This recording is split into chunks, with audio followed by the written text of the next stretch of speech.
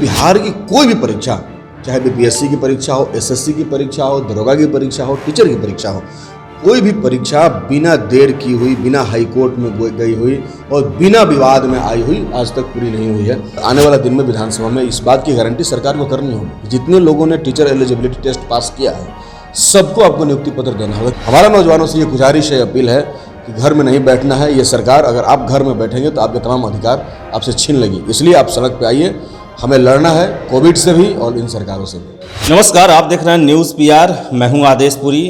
पिछले 2 सालों से देश कोरोना से परेशान है और सबसे ज़्यादा इस दौरान परेशान है देश के युवा, क्योंकि नौकरियां नहीं निकल रही है, स्कूल कॉलेज सारे कुछ बंद हैं। तो ऐसे में उनके सामने जो है एक बहुत बड़ा समस्या खड़ा हो गया कि आगे का उनका डगर जो है भविष्य कैसे सही होगा। इसके साथ ही साथ बताएं, बिहार में जितने भी परीक्षाएं हो रही है उन सभी पर आरोप लग रहा है धांधलियों का, अनियमितताओं का।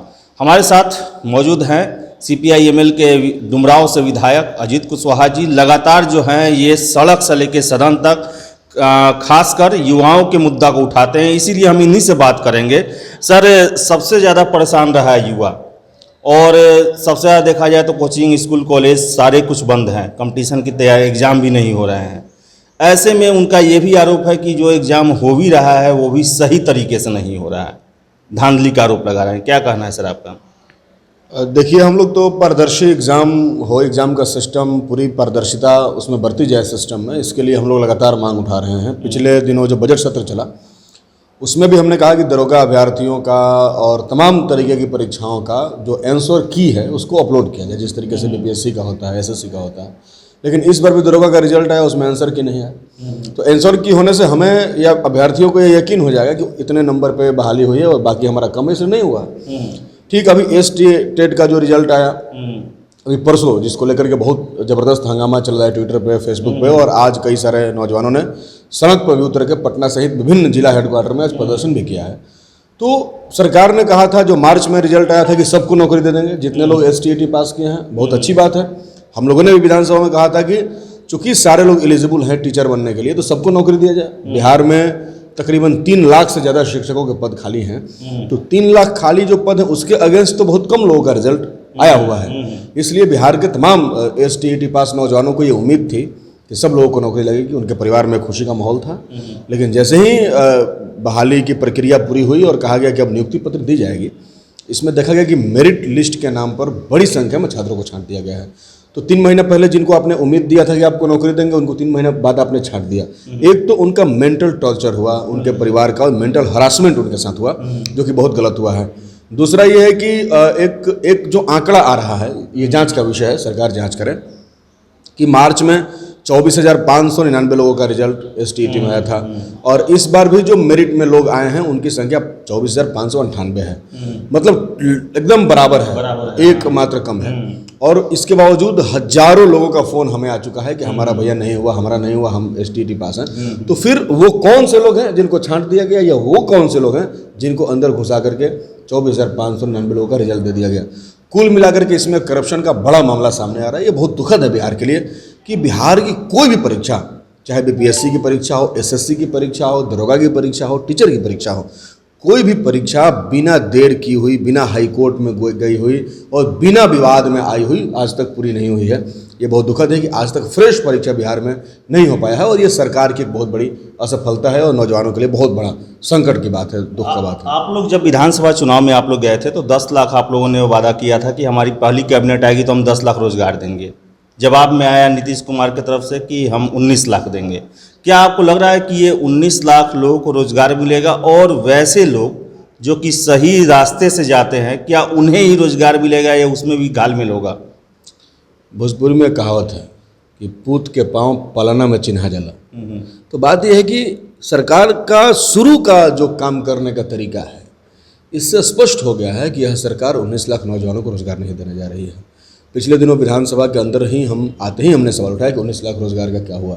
प्रोटेस्ट भी हुआ जिस पर लाठी चला, आप लोगों ने देखा।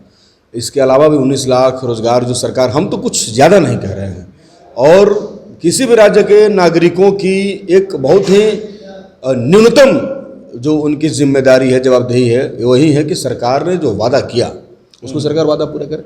तो हम तो वही कह रहे हैं, हम तो कोई नई मांग नहीं कर रहे, हम तो नई मांग और भी ज़्यादा कर सकते थे, लेकिन आपने 19 लाख लोगों को नौकरी देने के बाद की है, तो 19 लाख लोगों को आप नौकरी दीजिए, लेकिन सरकार देना नहीं चाहती। 19 लाख नौकरी देने के नाम पर ये लोन देने की बात कर रहे हैं। अभी आप 2-3 दिन पहले अखबार में पढ़े होंगे, सरकार कह रही है कि हम नौजवानों को 10 लाख रुपया लोन देंगे। लोन देने का प्रक्रिया देश में बहुत पुराना रहा है, ऐसा नहीं है, लेकिन लोन को रोजगार माना जाने लगे ऐसा तो कभी नहीं हुआ। लेकिन ये लोन देने को ही रोजगार और नौकरी मानने पर ये सरकार तुली हुई है। ये बहुत ही गलती है, फर्जीवाड़ा है और नौजवानों के भविष्य के साथ एक बहुत बड़ा खिलवाड़ है। नीतीश कुमार ये हमेशा इस बात का जिक्र करते हैं कि महिलाओं को आगे लाया जाए।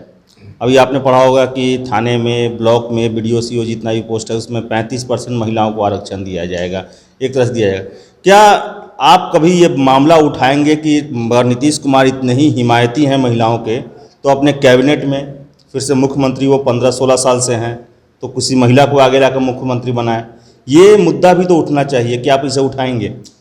मुख्यमंत्री बनाएंगे कि नहीं बनाएंगे ये बात का मसला है। नीतीश कुमार से ये पूछा जाए कि आशा वर्कर बिहार में हजारों लाखों महिलाएं, उनको कितना पैसा देते हैं? इनसे पूछिए कि आंगनबाड़ी में काम करने वाली महिलाओं को क्यों उनका वेतन नहीं बढ़ाया जा रहा है। इनसे कहिए कि जो अन्य महिलाएं हैं जो कई सारे क्षेत्रों में काम करती हैं, आशा, आंगनबाड़ी, रसोईया हमारी जो बहनें हैं, उनको कितना वेतनमान देते हैं। सबको फ्री में काम करवा रहे हैं। स्कीम वर्कर्स जितनी महिलाएं हैं सबको फ्री में, एक जीविका का लॉलीपॉप दे दिए हैं महिलाओं को, उसमें कुछ नहीं मिलता। जीविका का जो लॉलीपॉप दिया गया उसमें कुछ नहीं मिलता। कई सारी महिलाएं भयानक लोन की शिकार हैं। जब कोविड चला तो हम लोगों ने ये मांग किया कि जीविका के अंदर जितना लोन महिलाओं ने लिया है उसको माफ़ कर दीजिए।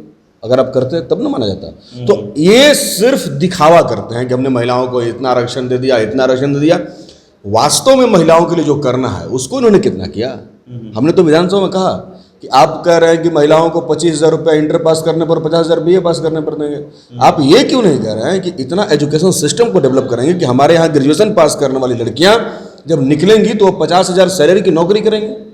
एक बार 25,000 क्यों? हम तो कह रहे हैं कि हम चाहते हैं कि हमारे यहाँ की लड़कियां, लड़के जब पढ़ के निकले तो वो इस काबिल बने कि वो 25,000, 50,000 की नौकरी ले सकें। उनको काबिल बनाने की दिशा में आप नहीं बढ़ रहे। कॉलेजों में लेक्चरर्स नहीं है, वहाँ लाइब्रेरी नहीं है, लेबोरेटरी नहीं है, पढ़ाई नहीं होता। हमारा स्किल बहुत कमजोर है। नेक तक की मान्यता हमारे कॉलेजों यूनिवर्सिटीज़ को नहीं मिल पाता है। तो इसलिए बुनियादी चीज़ों को मजबूत नहीं करना है, सिर्फ बाहर से दिखावा करना है। दुनिया में पता नहीं कौन गिनीज बुक में, कि लिम्का बुक में इनको नाम लिखवाना है, कौन सी हनक चढ़ी हुई है इनके ऊपर, मुझे समझ में नहीं आता। लेकिन ये सारा का सारा एक सिर्फ मुलम्मा है जिसको ऊपर से चढ़ा दिया गया है। अंदर में जो है ढोल जो है एकदम खोखला है। ये कॉन्ट्रैक्ट पर मैं बात करूंगा। नीतीश कुमार कॉन्ट्रैक्ट के जॉब पर बहुत ज़्यादा विश्वास करते हैं, लेकिन अभी कुछ दिन पहले ही हमारे ही चैनल पर बहुत सारे ये सिपाही, पुलिस के सिपाही जो थे, उनको 11 महीने के लिए रखा गया और 11 साल बाद उनको एकाएक चिट्ठी दिया जाता है, उनको बाहर कर दिया जाता है। क्या आपको लगता है कि कॉन्ट्रैक्ट सिस्टम जो है नीतीश के लिए सबसे बड़ा प्रॉब्लम रहा, क्योंकि उससे तो उतना सैलरी भी नहीं मिलता है कि उनका जीवन यापन भी चले, और उनको पूरा ये सैलरी दे भी नहीं पाते हैं? कि ये जरा ये विस्तार में बताते हैं कि कॉन्ट्रैक्ट पॉलिसी है क्या आखिर? देखिए, आज ही से नहीं, जब से अनुबंध का व्यवस्था शुरू हुआ तब से हम लोग लड़ रहे हैं। और हमने कहा कि हमारा नारा था एम्प्लॉयमेंट विथ डिग्निटी, मतलब रोजगार में सम्मान। सम्मान का मतलब अस्थाई नौकरी, लेकिन सरकार अस्थाई नौकरी नहीं देना चाहती है, सबको अनुबंध पर रखना चाहती है। इसलिए कि सरकार चाहती ही नहीं है कि पैसे जो है वो लोगों के जीवन, बेहतर जीवन के लिए खर्च करें। वो तमाम चीज़ों का कॉर्पोरेटाइजेशन करने पर तुली हुई है, तमाम चीज़ों का निजीकरण करने पर तुली हुई है। पहले था हमारे देश में संविधान के अंदर जो प्रोविज़न है, वो प्रावधान था कि हम अगर किसी व्यक्ति से काम करवा रहे हैं तो हम सिर्फ काम के एवज में पैसे नहीं देते, हम व्यक्ति के ज़रूरत के हिसाब से पैसे देते हैं। ये सोशल इकोनॉमी जो हमारे देश की है, जो कैपिटल इकोनॉमी नहीं है। सोशल इकोनॉमी यही कहती है कि किसी व्यक्ति को जब आप काम देते हैं तो काम करने के साथ उस व्यक्ति का जीवन भी पूरा हो, इतनी सैलरी आपको उसको देना चाहिए। जबकि कॉर्पोरेट लॉबी ये कहता है कि नहीं, आदमी को सिर्फ काम के ही इतना पैसा मिलना चाहिए, मतलब आदमी को एक मशीन के रूप में इस्तेमाल करता है। तो ये सरकार भी जो सोशल इकोनॉमी है उससे अलग होकर के जो पूंजीवादी